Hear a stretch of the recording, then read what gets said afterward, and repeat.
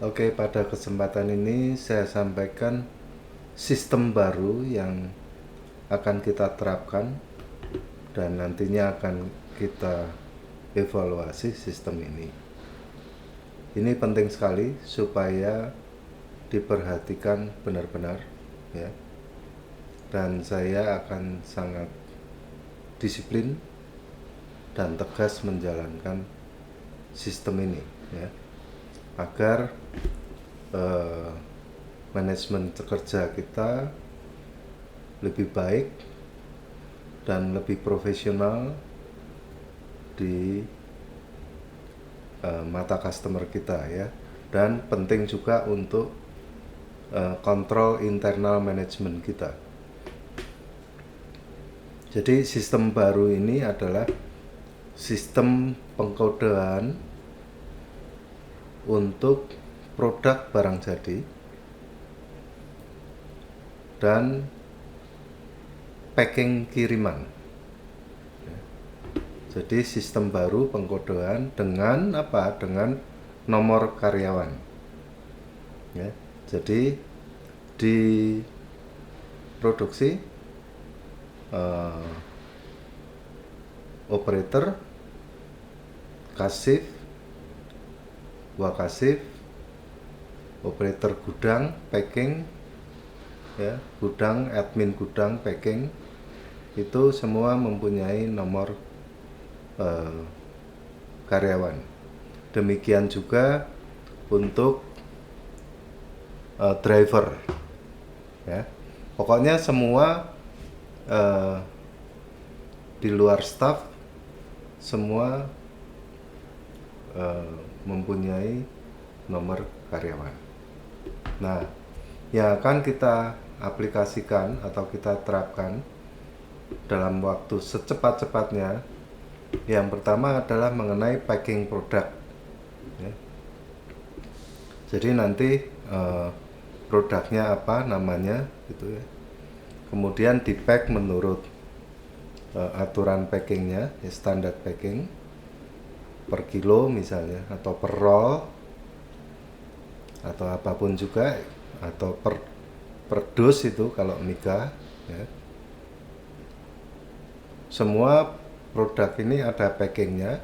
Kemudian yang pertama dia ada tanggal packingnya. Di sini tertulis 12/03/24. Berarti tanggal 12 bulan Maret tahun 2024.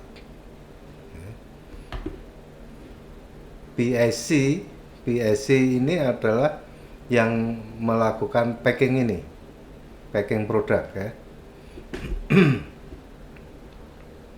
Jadi misalnya PSC-nya nomornya 08, misalnya dalam hal ini siapa packingnya, misalnya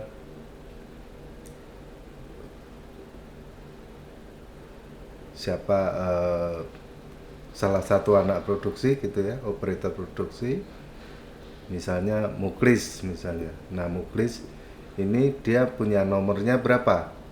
08 nomor karyawannya, maka dia harus menulis di kertas packing itu 08 pada saat packing, ya. Kemudian kasifnya yang saat itu bertugas siapa, ya, yang jadi pemimpin di shift itu, ya. Misalnya dalam ini kasifnya 03 itu siapa, misalnya Pak PJ atau Mas Gianto.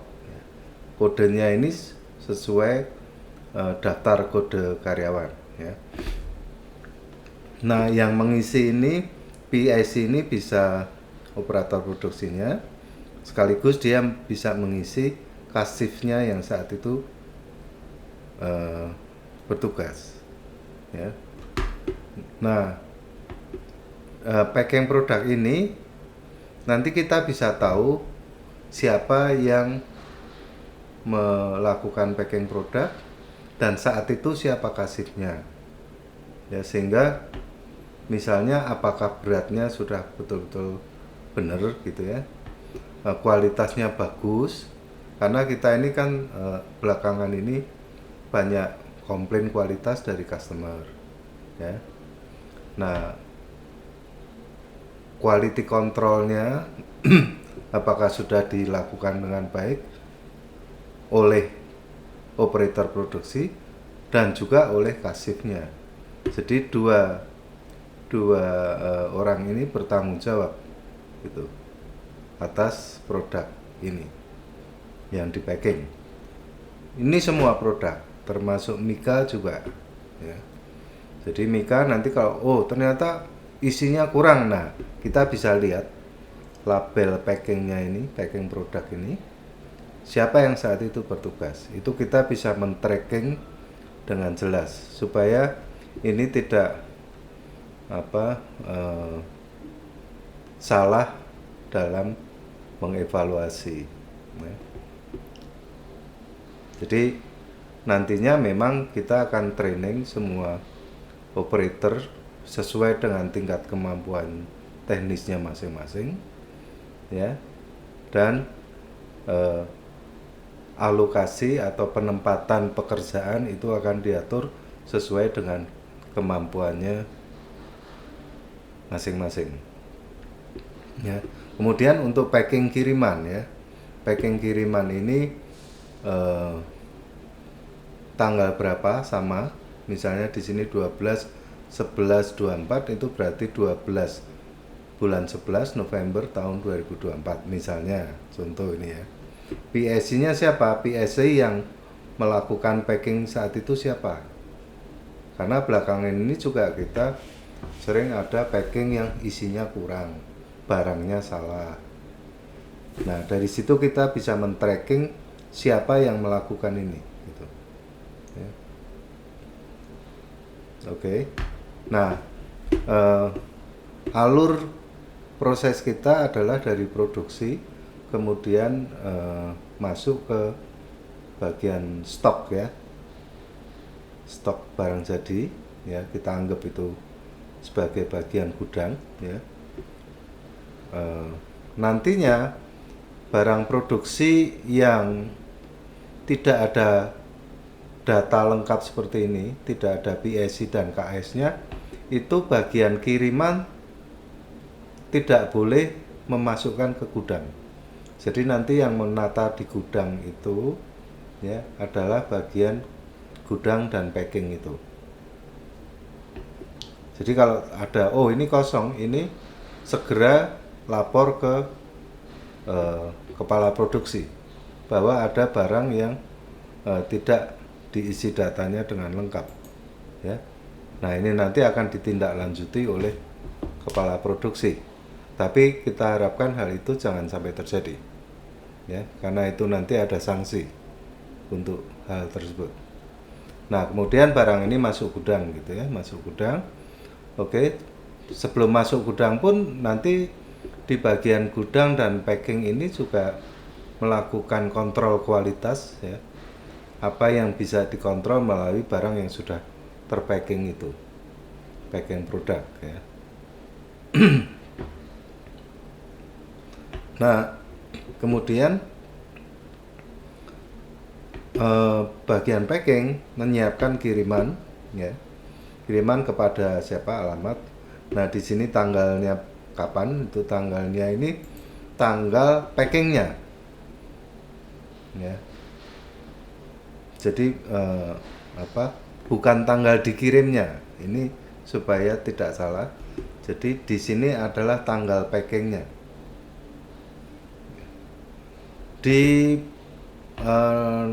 produk, packing produk juga tanggal saat di packingnya ya gitu. Jadi misalnya ada proses seperti hanger. Hanger itu kan dari cutting mesin, cutting inline itu kan belum barang jadi ya. Jadi pada saat di packing dia tanggal berapa? Ini yang harus diperhatikan. Sementara bagian kiriman pada saat dibuat packing kiriman tanggal berapa. Kan bisa saja ini di packing tanggal 12 baru terkirim tanggal 13. Nah, kita bisa melihat tanggal antara packing dan tanggal dikirim ini jeda waktunya berapa hari, atau hari yang sama atau selisih 1 hari, atau karena mungkin minggu selisih 2 hari. Itu kita bisa men-tracking semua ya. Oke. Nah, selanjutnya nanti kita pada pelaksanaannya kita sambil kita sempurnakan terus ya sistem ini saya minta kesadaran semua dan semua pihak mendukung agar sistem ini betul-betul berjalan dengan baik. Lama-lama sistem ini akan kita masukkan dalam sistem komputer, sistem informasi melalui komputer ya, sehingga semuanya jelas. Nantinya akan kita kembangkan, misalnya dari produksi itu ini nomor register produk ini, oke, ini produk sudah kodenya itu semua masuk ke stok gudang gitu, stok barang jadi ya. Jadi dalam 1 tahun itu kita memproduksi yang misalnya HD jinjing 35 kali berapa itu ya, atau hanger atau roll atau job ordernya misalnya merek apa, 1 tahun memproduksi berapa kali bisa di tracking semua, berapa ton, berapa puluh atau ratus ton yang sudah diproduksi dalam 1 tahun kita bisa men-tracking semua. Nah, nanti itu ada kaitannya dengan antara pembelian bahan baku dan barang keluar, itu bisa di tracking juga dari sistem ini ya. Nah, jadi sedemikian penting sistem ini. Jadi mohon semua melaksanakan dengan serius, teliti, dan bertanggung jawab ya. Nah, kemudian manfaat sistem ini apa sih? Kenapa kita membuat sistem seperti ini ya? Satu, kita bisa men-tracking jika ada problem barang yang sampai di customer gitu ya. Jadi kita tidak menganggap bahwa semua customer juga pasti baik, belum tentu ya. Faktanya memang ada customer yang kurang baik ya, walaupun itu mungkin relatif kecil sekali gitu ya. Kemudian kita bisa mengontrol kalau ada problem kualitas ya, atau ada quantity yang tidak benar dalam 1 pak atau dalam 1 bundel kiriman gitu ya. Nah, ini siapa operatornya, siapa kasifnya, ini bisa kita tracking. Dan ya di sini menjadi salah satu penilaian terhadap yang bersangkutan ya. Kemudian problem kiriman sesuai order ya. Ini yang akhir-akhir ini terjadi, yaitu bahwa barangnya tidak sesuai order. Ini kelihatannya yang terakhir ini memang kita perlu menata ulang semua sistemnya ya, sehingga kita mengeliminir atau meminimalisir terjadinya problem-problem ya, karena itu akan berpengaruh ke marketing. Dan kita harus sadari bahwa kompetitor atau pesaing kita ini juga pinter-pinter gitu ya. Kalau kita tidak pinter ya kita akan tergerus, kita akan tersingkirkan dari persaingan bisnis gitu. Nah, kemudian tanggal produksi bisa dicek nanti untuk evaluasi juga, apakah tanggal produksi ini overdue dari order yang mestinya harus dikirim. Misalnya ordernya kirimannya tanggal 7 tapi produksinya baru tanggal 8, itu kan overdue ya, lewat waktu gitu. Nah, ini berarti ada masalah, ada yang tidak beres. Nah, itu kita bisa tracking melalui barang-barang ini ya.